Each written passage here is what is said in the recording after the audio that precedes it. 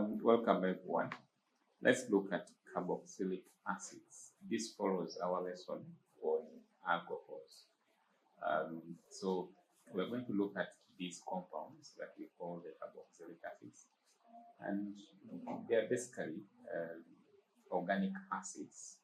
And we already know that we are basically looking at organic chemistry. So all the compounds that we are looking at are organic compounds. So let's see what are carboxylic acids made of, what are the functional groups, what's the functional group in carboxylic acids, and then we'll look at the naming of carboxylic acids, and then we'll look at the chemical reactions and also the physical properties, and finally we shall look at the uses of carboxylic acids. Okay, just like any other group of organic compounds, we usually first look at the functional group. The functional group is what gives the compound, the organic compound, its chemical properties. So in carboxylic acids, the functional group that we are talking about is what we call carboxyl group.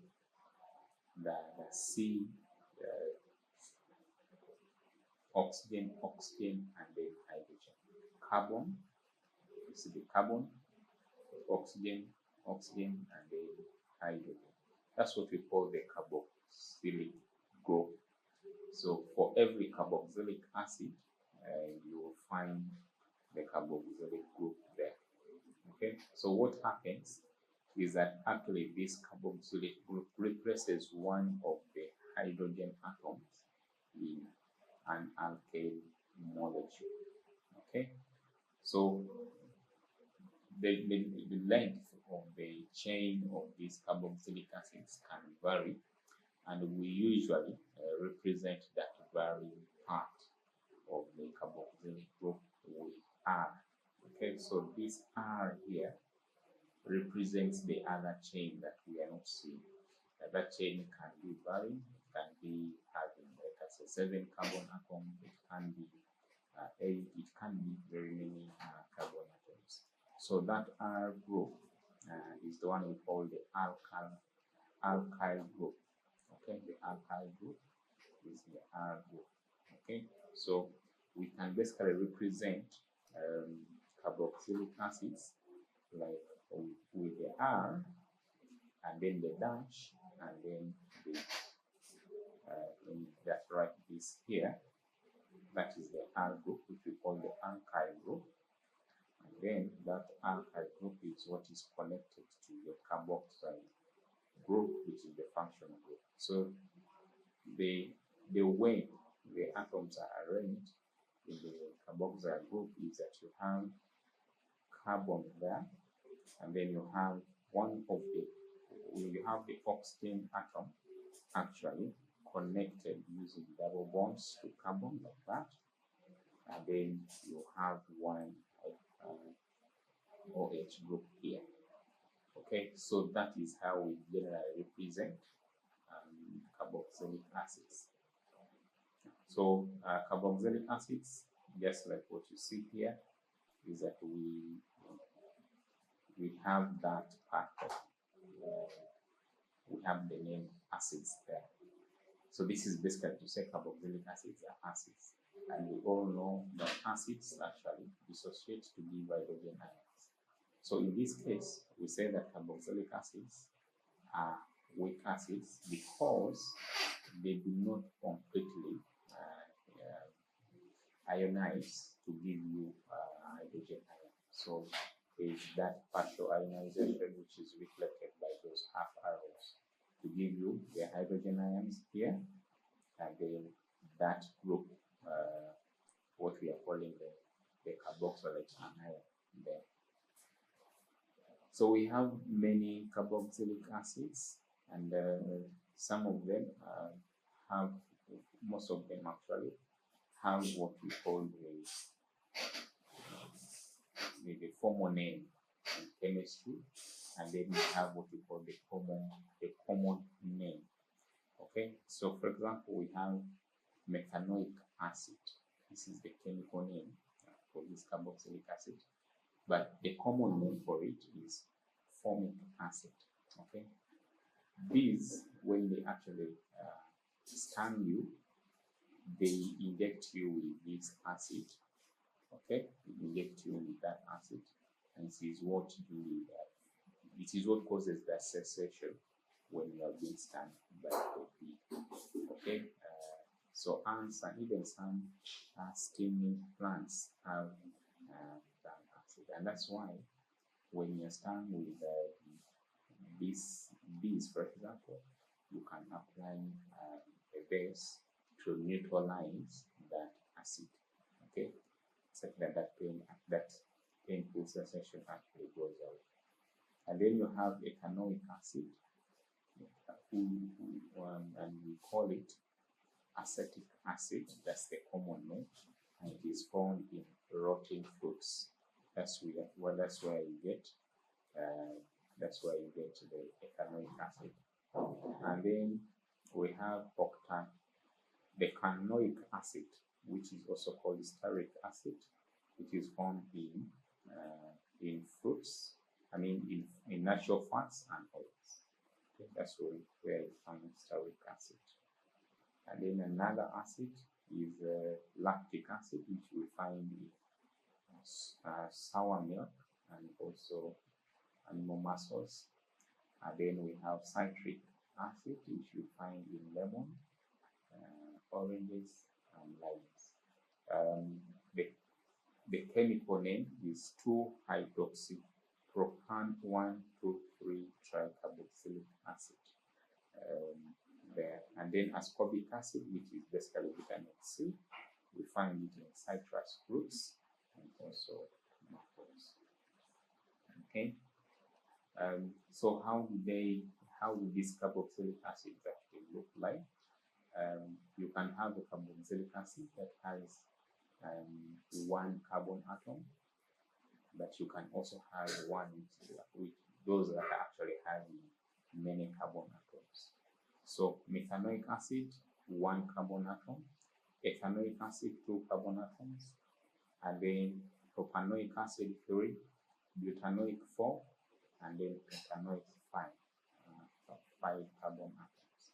Okay, and for you to always write, for example, propanoic, you can see that you have 3 carbon atoms here. Okay, and then you can see that the functional group there, the COOH, that's the functional group there for all those. Okay, the general formula is actually here. That is the general formula for carboxylic acids. So how do we name them? We replace the suffix ane with anoic acid. That's what you use this to replace that. So if you have let us say methane, if you have methane, that is methane, so remove this here and put anoic here. So what you basically get, just 1 minute, what you basically get is you will have methanoic. So it will be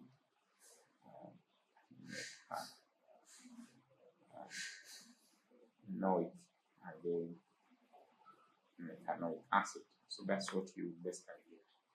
That is when you have 1 carbon atom. If you have 2 ethanoic, if you have 3 propanoic, and then if you have 4 butanoic, if you have 5 butanoic acid. Okay, so how do these carboxylic acids look like? Their structure form.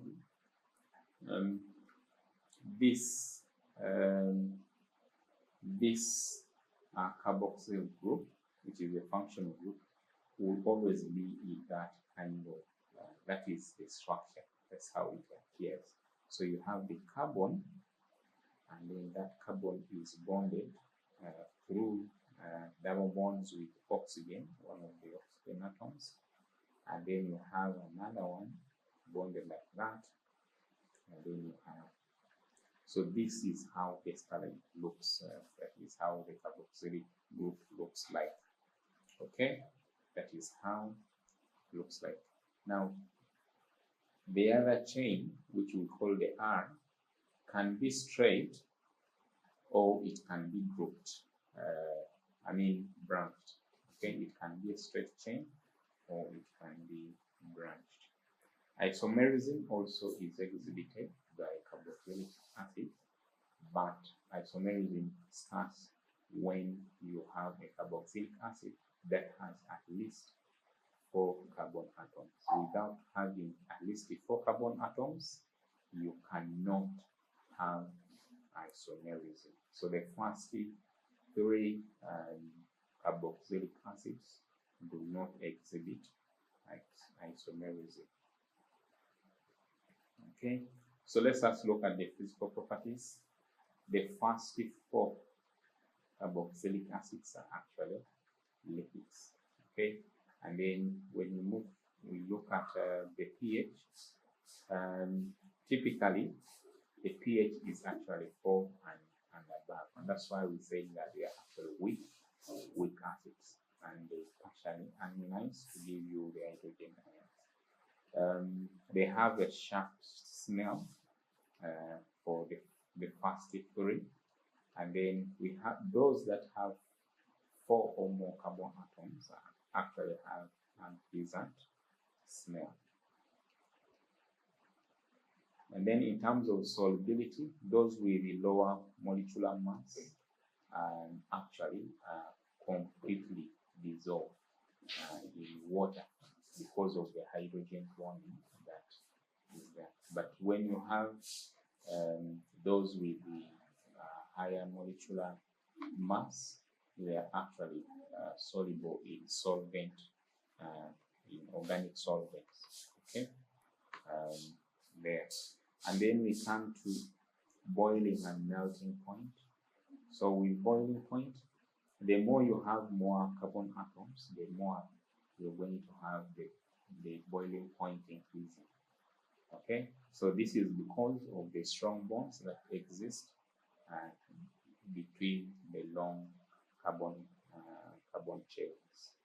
Okay, just what you see here, that methanol has a lower boiling point compared to ethanol, and then propanol, that's not what I'm supposed to be saying. Methanoic acid has a lower boiling point compared to ethanoic acid, and then propanoic acid has a higher boiling point compared to ethanoic acid there. Okay, so we move to the melting point. The same trends. The more you have a longer chain of carbon atoms in a carboxylic acid, the higher the melting point. This is because of the strong intramolecular forces of attraction. So the same trend also happens.